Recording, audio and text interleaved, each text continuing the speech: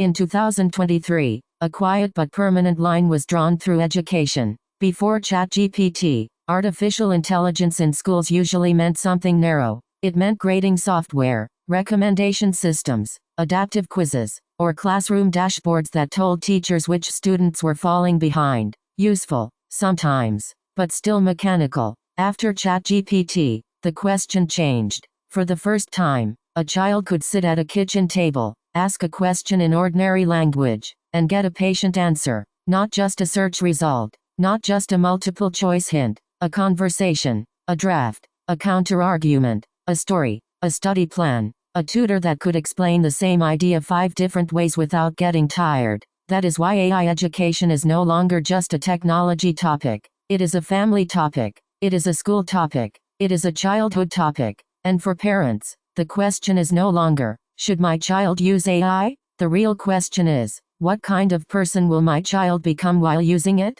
To answer that, we need to be precise about what we mean by the AI age. Artificial intelligence is not new. The phrase was born in the summer of 1956 at Dartmouth College, when a group of scientists gathered to ask whether machines could be made to think. For decades after that, AI advanced in waves. Expert systems promised rule-based intelligence. Machine learning found patterns in massive data. Speech recognition, image recognition, and game-playing systems all became stronger. But education barely moved. Why? Because the older generations of AI treated learning like a factory. The student was an input. The lesson was a process. The test score was an output. An expert system could answer a predefined question, but it could not sit with a confused child and understand why the child was stuck. Machine learning could predict which exercise a student might fail, but it could not hold a real conversation about fear, curiosity, boredom, or meaning. Generative AI is different because it changes the interface.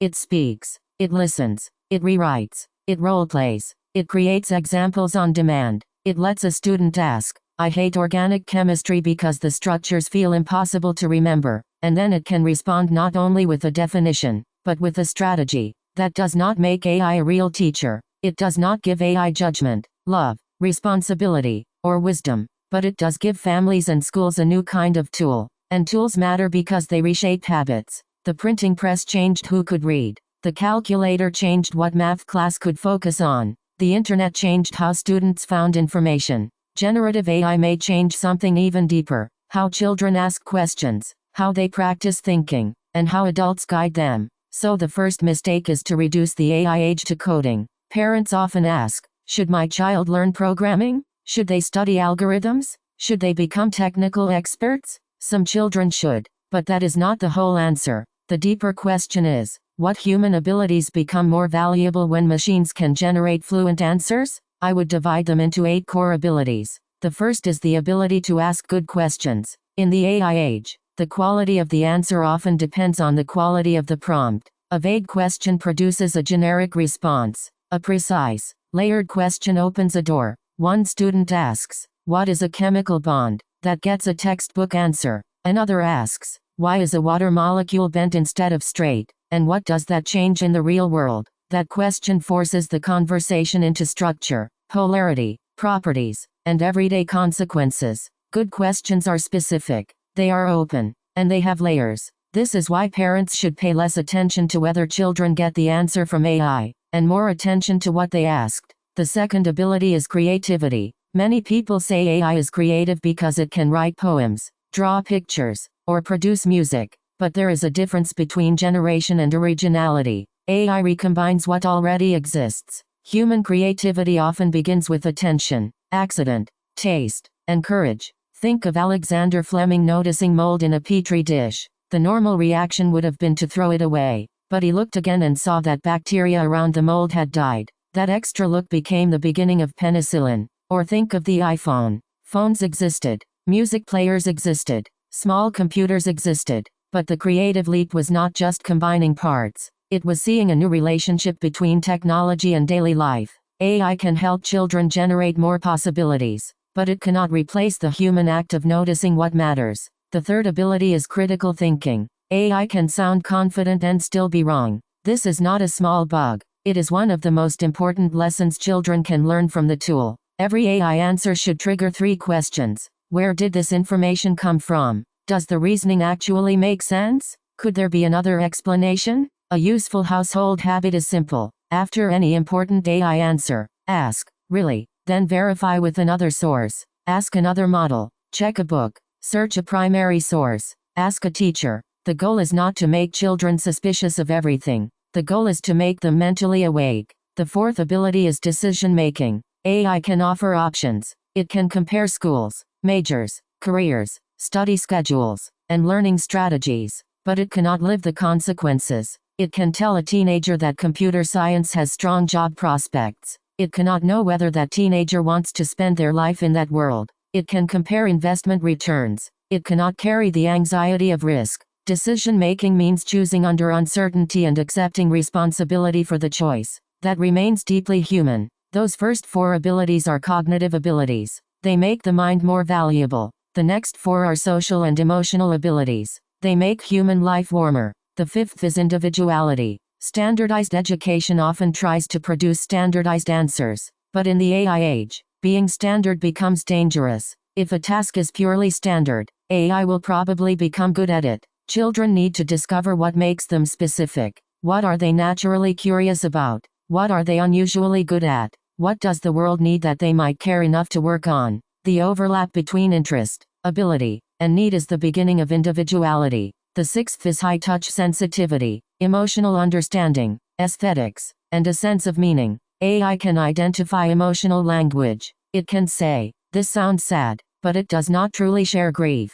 It can generate a beautiful image, but it does not know why beauty can make a person stop walking. Art, music, literature, friendship, family conversation, and real-world experience all become more important, not less. The things that look useless in a test-driven system may become the most useful human capacities in an AI-rich world. The seventh is communication. AI can chat, but human communication is not just information exchange. It is trust, timing, listening, tone, conflict, repair, and shared meaning. A child who can explain clearly, listen carefully, and understand another person's emotional state will not be easy to replace. The eighth is self-drive. This may be the most important one. AI will make knowledge easier to access. That sounds wonderful, but it also creates a trap. If answers are always available, the child who only waits for instructions may become passive faster than before. Self-drive means learning because of curiosity, interest, ambition, or purpose.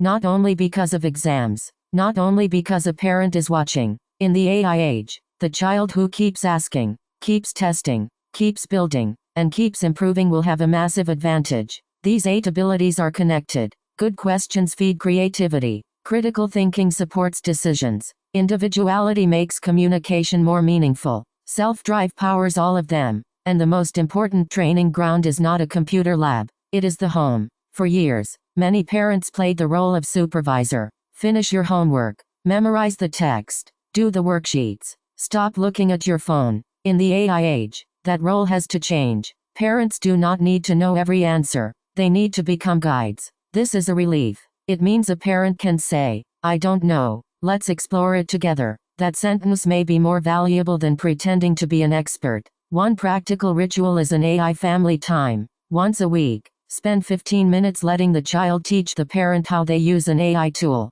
Ask them to show a prompt. Ask what worked. Ask what failed. Ask how they checked the answer. This changes the atmosphere. AI stops being a secret shortcut and becomes a visible learning process. Let's make this concrete. Start with English vocabulary. The old method is repetition. Repeat the word. Copy the word. Test the word. Forget the word. AI allows vocabulary to move into context. If a child is studying sports words like basketball, swimming, tennis, and football, a parent can ask AI to write a short adventure story that naturally uses those words. Suddenly, the words are not isolated bricks. They live inside a scene. Context matters because memory likes meaning. A child remembers a word more easily when it is attached to a character, a situation, and an emotion. The second method is association. A difficult word can become an image, a joke, a sound pattern, or a small story. AI can generate 10 memory hooks in seconds. Some will be silly.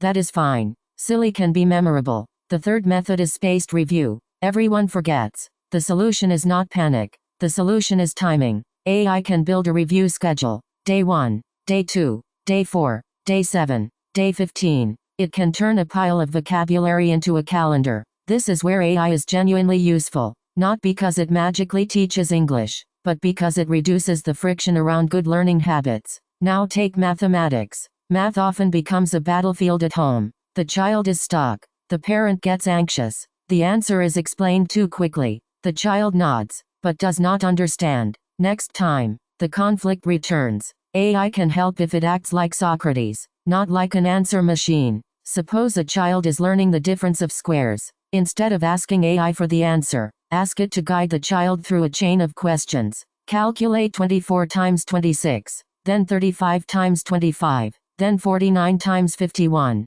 What pattern do you notice? Why might these be easier than they look? What is the square of the middle number? What is being subtracted? Now the formula is not a rule dropped from the sky. It is a pattern the child discovers. This is the right use of AI in math, not to remove thinking, but to slow thinking down enough that the child can see it. Writing is even more delicate. Many parents worry that AI will write essays for children and destroy their ability to think. That risk is real. But the answer is not to ban the tool. The answer is to design the process. A good writing workflow has 4 steps. First, the child makes the outline, not AI. The child, the material, memory, emotion, and point of view must begin with the student. Second, the child speaks the draft. Use any speech-to-text tool. This lowers the barrier for children who have ideas but freeze in front of a blank page. Third, AI can act as a writing teacher. It can suggest stronger structure, clearer sentences, better examples, or a more vivid opening.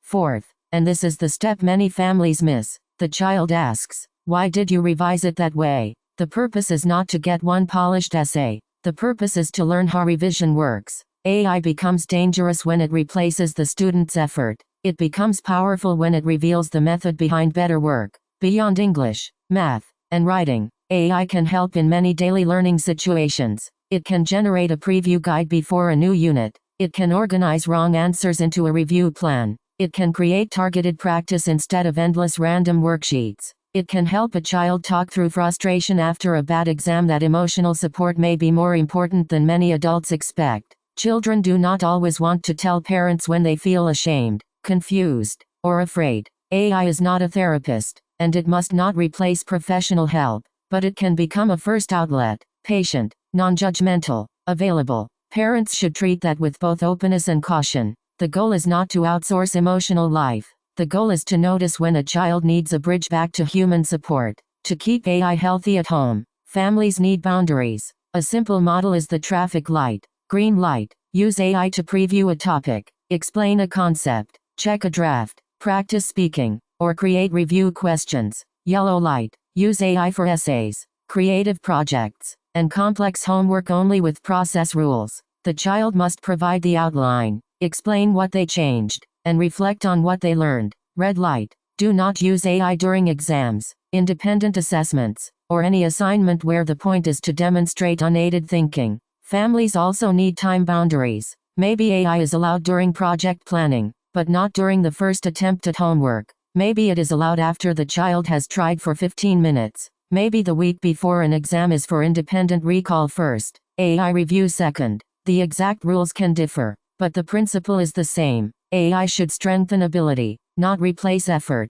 There is one sentence every parent should remember. AI is an amplifier, not a substitute. If a child is curious, AI can make that curiosity deeper. If a child is careless, AI can make carelessness faster. If a child wants to avoid thinking, AI can become the most convenient escape ever invented. That is why parents should ask process questions, not just, "Is the homework done?" Ask, "What did you ask AI? How did you know the answer was reliable? What did you change after reading it? What did you still not understand?" These questions turn AI use into learning. But families cannot carry the whole burden alone. Schools have to change too. For a teacher, the challenge is scale. One classroom can contain 30 or 40 students with different backgrounds, speeds, anxieties, and interests. Traditional teaching often has to aim at the middle. AI opens the possibility of large-scale personalization, but there are different levels of depth. The first level is tool application. AI helps teachers write quizzes, grade practice work, summarize materials, or prepare lesson plans. This improves efficiency, but it does not change the core model. The second level is ability training. Students use AI to investigate a complex problem, gather information, compare arguments, verify claims, and make a final judgment. Here, AI is not the answer. It is part of the thinking environment. The third level is ecosystem reconstruction. In this model, students interact directly with AI as they explore questions, almost like young researchers. The teacher no longer performs every explanation from the front of the room. The teacher becomes a designer, coach, and director of learning experiences. This is not easier, it is harder. It requires better judgment from teachers, not less. So will AI replace teachers? No, but it will redefine what a good teacher is. AI can deliver explanations. It can create exercises. It can simulate dialogue, but it cannot replace the temperature of education, trust, encouragement, moral judgment, human example, and the relationship that makes a child want to try again. The teacher's value moves upward. Less routine delivery, more learning design, more motivation, more feedback, more human formation. Of course, schools face real obstacles. The first is talent. There are not many people who deeply understand both AI technology and classroom reality. The second is cross-disciplinary understanding. AI education is not only computer class. It has to meet math, language, science, history, art, and real student development. The third is conceptual confusion. For some people, AI education means teaching children what AI is. For others, it means using AI to teach traditional subjects. For others, it means rebuilding the learning environment. These are related, but not the same. The fourth is hype. Education has its own rhythm.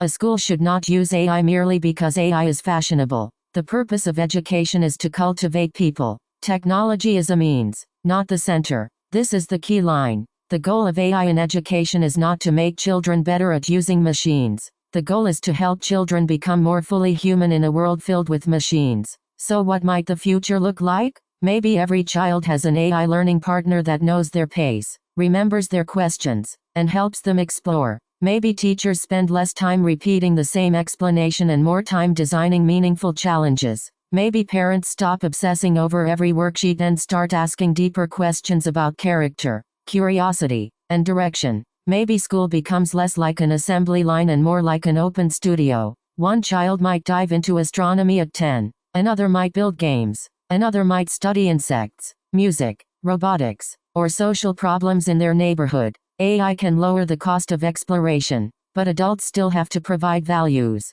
community, discipline, and care. That future will not arrive automatically. It will require parents who are willing to learn alongside their children, teachers who are willing to redesign their role, schools that are willing to move beyond slogans, and students who understand that easier access to answers does not remove the need to think. The AI age is here. Education will change. But the most important question is not whether AI enters the classroom. It already has. The important question is whether we use it to make learning more passive, or more alive. If we use it badly, AI will become a shortcut machine. It will help children finish tasks without becoming stronger. If we use it well, AI can become a mirror, a coach, a practice partner, and a door into worlds that used to be unreachable. In the end, parents should not teach children to compete with AI. They should teach children to ask better questions, verify what they see, create with their own taste, communicate with real people, and keep learning after no one is forcing them. And children should not learn as if the future is a test with one answer. They should learn as if the future is a conversation they are responding